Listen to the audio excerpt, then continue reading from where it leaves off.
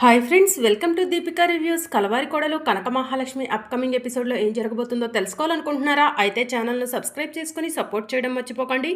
రామచంద్రాపురంలో గర్భవతిగా ఉన్న అమ్మాయికి నొప్పులు వస్తూ ఉంటాయి. అబ్బా నాన్న, నొప్పులు వస్తున్నాయి అని చెప్పి ఆ అమ్మాయి ఏడుస్తూ ఉంటుంది. పెద్దమ్మ, ఆ అమ్మాయిని ఒకసారి చూడు అని చెప్పి పంచాయతీ పెద్దావిడకు చెప్తూ ఉంటే, నొప్పులు వస్తున్నట్టున్నాయి, అమ్మాయిని ఈ సమయంలో బయటికి తీసుకెళ్ళకూడదు, కాసేపు కాళ్ళు చేతులు సర్దుదాము అని చెప్పి పెద్దావిడ పంచాయతీ పెద్దకు చెప్తూ ఉంటుంది. ఇక పంచాయతీ పెద్ద, ఆ పెద్దావిడ ఇద్దరు కలిసి గర్భవతిగా ఉన్న ఆ అమ్మాయి కాళ్ళు చేతులు రుద్దుతూ ఉంటారు. ఆ అమ్మాయి నొప్పులు తట్టుకోలేక అబ్బా నొప్పి, అమ్మా నొప్పి అని చెప్పి గట్టి గట్టిగా అరుస్తూ ఉంటుంది. ఆ మాటలు విహారికి వినిపిస్తాయి.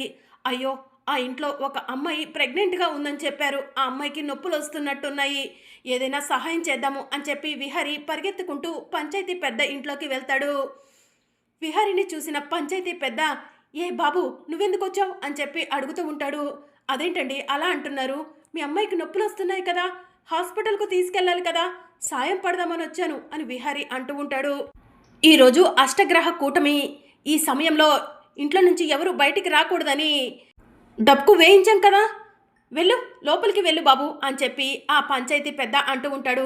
ఏంటండి మూర్ఖంగా ఆలోచిస్తున్నారు, అమావాస్య అష్టగ్రహ కూటమి ఇలాంటివి సంవత్సరంలో ఎన్నోసార్లు వస్తూ ఉంటాయి, వాటన్నిటి గురించి ఆలోచిస్తూ ఈ అమ్మాయి ప్రాణాలతో ఆడుకుంటారా అని చెప్పి విహారి అంటూ ఉంటాడు.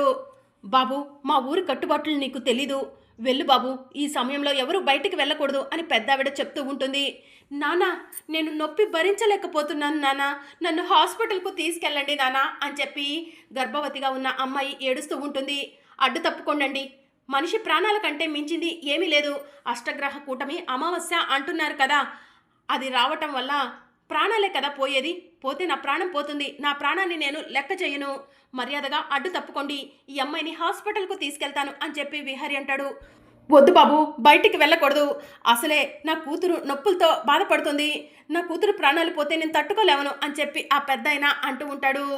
ఎందుకండి ఏదైనా సరే నెగిటివ్గా ఆలోచిస్తున్నారు, పాజిటివ్గా ఆలోచించి చూడండి, మీ అమ్మాయికి మంచి జరుగుతుంది, మీరు అడ్డు తప్పుకోండి, నేను హాస్పిటల్కు తీసుకెళ్తాను అని చెప్పి విహారి తోపుడు బండి మీద ఆ అమ్మాయిని పడుకోబెట్టి హాస్పిటల్కు తీసుకెళ్తూ ఉంటాడు. ఆ అమ్మాయి నొప్పి నొప్పి అని చెప్పి ఏడుస్తూ ఉంటుంది. కనక మహాలక్ష్మి కిటికీలో నుంచి ఇదంతా చూసి విహారి గారు అని చెప్పి పిలుస్తూ ఉంటుంది. విహారి ఆ అమ్మాయిని తీసుకొని హాస్పిటల్కు వెళ్తూ ఉంటాడు. అయ్యో, విహారి గారేంటి అష్టగ్రహ కూటమని చెప్పినా కూడా వినిపించుకోకుండా అలా ఆ అమ్మాయిని తీసుకొని వెళ్తున్నారు అని చెప్పి లక్ష్మి ఆలోచిస్తూ ఉంటుంది.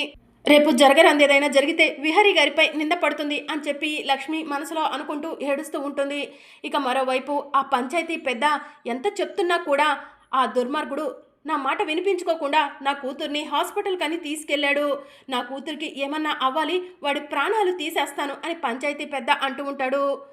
దేవుడా, అమ్మాయి కడుపులో ఉన్న బిడ్డకి ఏం కాకూడదు అని చెప్పి పెద్దమ్మ దేవుడికి దండం పెట్టుకుంటూ ఉంటుంది. ఇక మరోవైపు విహారి ఆ అమ్మాయిని తీసుకొని హాస్పిటల్ దగ్గరకు వెళ్తాడు. డాక్టర్ డాక్టర్ అని చెప్పి పిలుస్తూ ఉంటాడు. ఇక డాక్టర్ బయటికి వచ్చి ఏమైంది అని చెప్పి అడుగుతూ ఉంటుంది. అమ్మాయి నిండు గర్భిణి, తనకి నొప్పులు వస్తున్నట్టున్నాయి డాక్టర్ అని చెప్పి విహారి చెప్తూ ఉంటాడు. ఇక డాక్టర్ ఆ అమ్మాయిని ఐసీయూలోకి తీసుకెళ్లి ట్రీట్మెంట్ చేస్తూ ఉంటారు. ఇక విహారి హాస్పిటల్లో ఉన్న వినాయకుడి దగ్గరకు వెళ్ళి, దేవుడా, ఆ అమ్మాయికి కానీ ఆ అమ్మాయి కడుపులో ఉన్న బిడ్డకు కానీ ఎలాంటి హాని చెయ్యకు అని చెప్పి దండం పెట్టుకుంటూ ఉంటాడు. ఇక మరోవైపు లక్ష్మి ఆదికేశవ దగ్గరకు వెళ్ళి, నానా, విహారి గారు పక్కింట్లో పెద్దనాన్న వాళ్ళ అమ్మాయికి నొప్పులు వస్తున్నాయని హాస్పిటల్కు తీసుకొని వెళ్ళారు, మనం కూడా వెళ్దాం నానా అని చెప్పి లక్ష్మి అంటూ ఉంటుంది. కనకం, పిచ్చి పట్టిందా ఏంటే, ఈరోజు అమావాస్య అష్టగ్రహ కూటమి, ఇంట్లో వాళ్ళెవరూ బయటికి వెళ్ళొద్దని దండోరా వేశారు, మర్చిపోయావా అని ఆదికేశవ అంటూ ఉంటాడు. అది కాదు నాన్న, నా భర్త అక్కడ హాస్పిటల్లో ఉంటే నేను ఇక్కడ సంతోషంగా ఎలా ఉండగలను నాన్న అని చెప్పి లక్ష్మి అంటూ ఉంటుంది. కనకం, వాడు నిన్ను మోసం చేశాడు, నీకు ద్రోహం చేశాడు, అవన్నీ మర్చిపోయి భర్త భర్త అంటున్నావు, నోరు మూసుకొని ఇంట్లోకి వెళ్ళు అని చెప్పి ఆదికేశవ్ అంటాడు. అయ్యో, విహారి గారు ఏ తప్పు చేయలేదని ఎంత చెప్తున్నా కూడా ఎవరు వినిపించుకోవట్లేదేంటి అని చెప్పి కనక మహాలక్ష్మి మనసులో అనుకుంటూ ఏడుస్తూ ఉంటుంది. ఇక మరోవైపు డాక్టర్ బయటికి వస్తుంది. డాక్టర్, ఆ అమ్మాయికి ఎలా ఉంది అని చెప్పి విహారి అడుగుతూ ఉంటాడు. పాప పుట్టింది అని చెప్పి డాక్టర్ చెప్తూ ఉంటారు. Thank you doctor, thank you so much అని విహారీ చెప్తూ ఉంటాడు. కానీ కానీ అని చెప్పి డాక్టర్ అంటూ ఉంటారు. కానీ ఏమైంది డాక్టర్ అని విహారీ అడుగుతూ ఉంటాడు. మీరు ఆ అమ్మాయిని సమయానికి హాస్పిటల్కు తీసుకురాకపోవడం వల్ల అమ్మాయి కోమాలోకి వెళ్ళిపోయింది అని చెప్పి డాక్టర్ చెప్తూ ఉంటారు. కోమాలోకి వెళ్ళిందా అని విహారీ అడుగుతూ ఉంటాడు. అవునండి, ఆ అమ్మాయి కోమాలోకి వెళ్ళింది. బిడ్డ ప్రస్తుతానికి బాగానే ఉంది అని డాక్టర్ చెప్తూ ఉంటారు. డాక్టర్, ఎంత డబ్బు ఖర్చైనా పర్వాలేదు, ఆ అమ్మాయి మామూలు మనిషి అవ్వాలి అని చెప్పి విహారీ అంటూ ఉంటాడు. కోమాలోకి వెళ్ళిన వాళ్లకు ట్రీట్మెంట్ చేయటం వరకే మా చేతుల్లో ఉంటుంది. వాళ్ళు ఎప్పుడు స్పృహలోకి వస్తారో చెప్పలేము. ఒక రోజులో రావచ్చు, 10 రోజులే పట్టొచ్చు, సంవత్సరాలు పట్టొచ్చు అని చెప్పి డాక్టర్ చెప్తూ ఉంటుంది. మరి ఇప్పుడు ఎలా డాక్టర్ అని విహారీ అడుగుతూ ఉంటాడు. ఎలా ఏముంది బాబు, చెప్పాను కదా, మేము ట్రీట్మెంట్ చేస్తాము, తను స్పృహలోకి రావచ్చు రాకపోవచ్చు అని డాక్టర్ చెప్తూ ఉంటారు. సరే డాక్టర్ అని చెప్పి విహారీ అంటాడు. ఇక అప్పుడే ఊరి వాళ్ళంతా కూడా పరిగెత్తుకుంటూ హాస్పిటల్కు వస్తారు. డాక్టర్ డాక్టర్, మా అమ్మాయికి ఎలా ఉంది అని పంచాయతీ పెద్ద అడుగుతూ ఉంటాడు.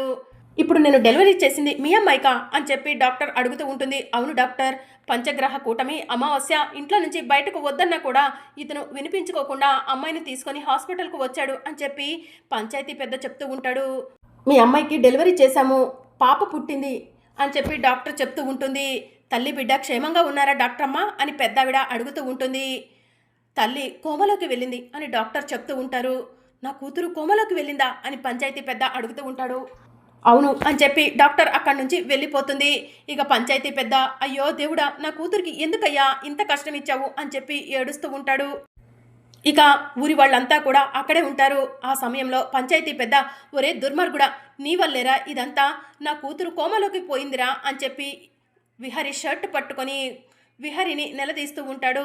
ఏమండి, ఏంటండి, అమ్మాయి కోమలోకి వెళ్ళటానికి నేను కారణం ఎలా అవుతాను అని చెప్పి విహారీ అంటాడు. మేము ఏదో ఒకలా అమ్మాయికి నొప్పులు తగ్గించే వాళ్ళము, అవసరమైతే ఇంటి దగ్గరే పురుడు పోసేది మా పెద్దమ్మ. కానీ నువ్వు వినిపించుకోకుండా హాస్పిటల్ కంటూ తీసుకొచ్చావు. అష్టగ్రహ కూటమి రోజు అమ్మాయి ఇంట్లో నుంచి బయటికి రావటం వల్లే కోమలోకి పోయిందిరా.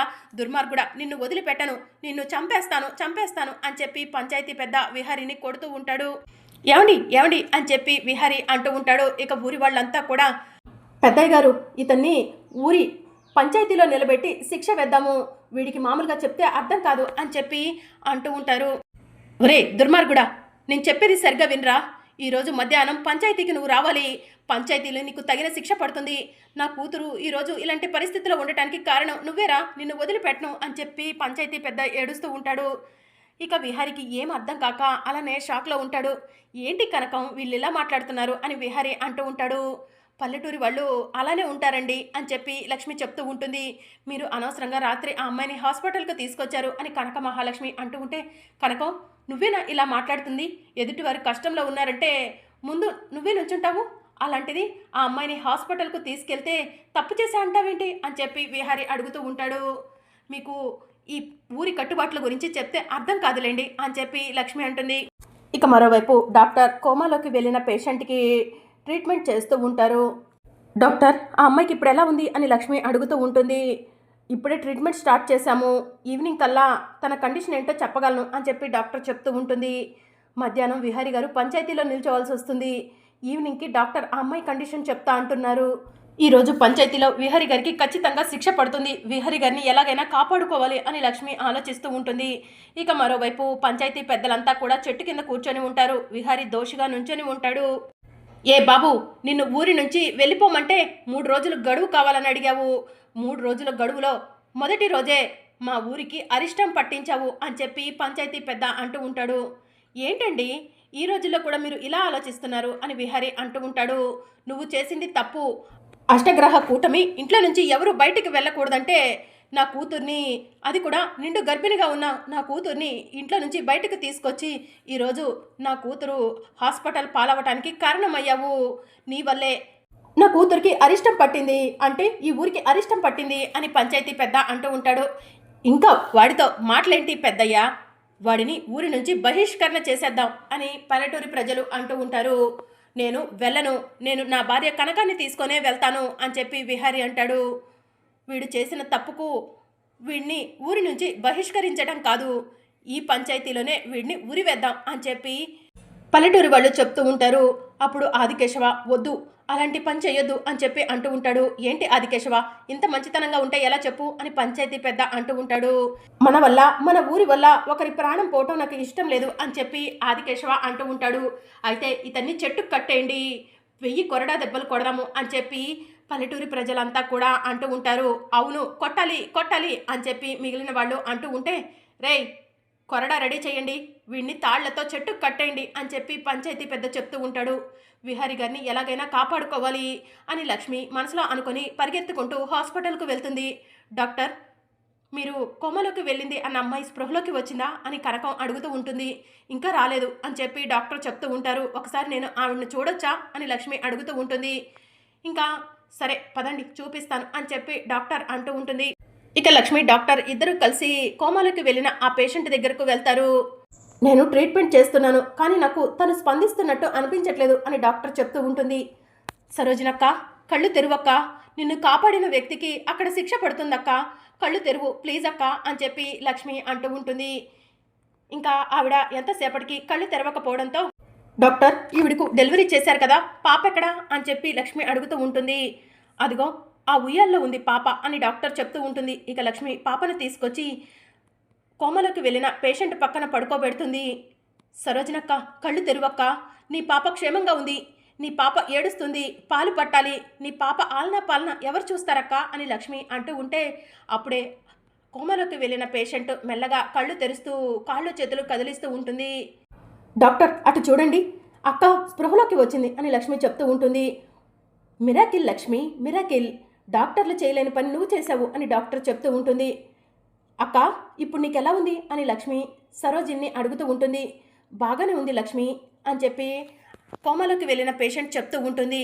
అక్క నిన్ను కాపాడింది ఎవరో, రాత్రి ఏం జరిగిందో నీకు గుర్తుందా అని లక్ష్మి అడుగుతూ ఉంటుంది. గుర్తుంది లక్ష్మి, నీ భర్తే నన్ను తోపుడు బండి మీద హాస్పిటల్కు తీసుకొచ్చాడు అని ఆ అమ్మాయి చెప్తూ ఉంటుంది. అక్క నువ్వు కోమాలోకి వెళ్ళావని, ఊరికి అరిష్టం జరిగిందని పంచాయతీలో ఆయన్ను చెట్టుకు కట్టేసి కొడుతున్నారక్క, ఆయన్ని కాపాడాలంటే నువ్వు వచ్చి నిజం చెప్పాలక్క అని చెప్పి లక్ష్మి అంటూ ఉంటుంది. సరే లక్ష్మి త్వరగా వెళ్దాం పదా అని చెప్పి కోమాలోకి వెళ్ళిన పేషెంట్ చెప్తూ ఉంటుంది. ఇక బిడ్డను ఎత్తుకొని ఆ సరోజిని లక్ష్మి ఇద్దరు కలిసి పంచాయతీ దగ్గరికి పరిగెత్తుకుంటూ వస్తూ ఉంటారు. అప్పుడే ఊరి వాళ్ళంతా కలిసి విహారిని చెట్టుకు కట్టేసి కొడుతూ ఉండగా, ఆపండి అని చెప్పి లక్ష్మి గట్టిగా అరుస్తుంది. అందరూ కూడా వెనక్కి తిరిగి చూస్తారు. అమ్మా సరోజిని, నువ్వు కోమాలో నుంచి బయటకు వచ్చావా అని పంచాయతీ పెద్ద అడుగుతూ ఉంటాడు. అవునానా, నేను బాగానే ఉన్నాను అని చెప్పి సరోజిని చెప్తూ ఉంటుంది. ఇక్కడ ఏం జరుగుతుంది నానా అని సరోజిని అడుగుతూ ఉంటుంది. అమ్మా ఈ దుర్మార్గుడు వల్లే కదా నువ్వు కోమాలోకి వెళ్ళావు, నీకు అరిష్టం జరిగింది, అందుకే చెట్టుకు కట్టి కొడుతున్నారమ్మా అని చెప్పి పంచాయతీ పెద్ద చెప్తూ ఉంటాడు. నానా, లక్ష్మి భర్త లేకపోతే ఈరోజు నేను ప్రాణాలతో మీ కళ్ళ ముందు ఉండేదాన్నే కాదు నానా, ఆయన్ని కొట్టొద్దు నానా, వదిలిపెట్టండి అని చెప్పి సరోజిని చెప్తూ ఉంటుంది. ఇప్పటికైనా విహారి గారు ఏ తప్పు చేయలేదని అర్థమైంది కదా, విహారి గారిని వదిలిపెట్టండి అని చెప్పి లక్ష్మి అంటుంది. ఇక సరోజిని ఆదికేశవ్ దగ్గరకు వెళ్ళి, బాబాయ్ లక్ష్మి భర్త చాలా మంచివాడు, ఎదుటివారు కష్టంలో ఉన్నారంటేనే చూడలేకపోయాడు, అలాంటి లక్ష్మిని కష్టపెట్టాడంటే మీరెలా నమ్ముతున్నారు, లక్ష్మి భర్తని ఒకటి చేయండి, అతనికి శిక్ష వేయొద్దు అని సరోజిని చెప్తూ ఉంటుంది. అవును ఆదికేశవ, అమ్మాయి చెప్పింది నిజమే, మా అమ్మాయి కష్టంలో ఉందంటేనే అల్లుడు బాబు చూడలేకపోయాడు, అలాంటిది నీ కూతుర్ని కష్టపెట్టాడంటే ఎలా నమ్ముతాము, అబ్బాయిని దగ్గరికి తీసుకో ఆదికేశవ అని చెప్పి పంచాయతీ పెద్ద చెప్తూ ఉంటాడు. మరి అప్కమింగ్ ఎపిసోడ్లో ఏం జరగనుందో తెలుసుకోవాలనుకుంటున్నారా? అయితే ఛానల్ను సబ్స్క్రైబ్ చేసుకోండి.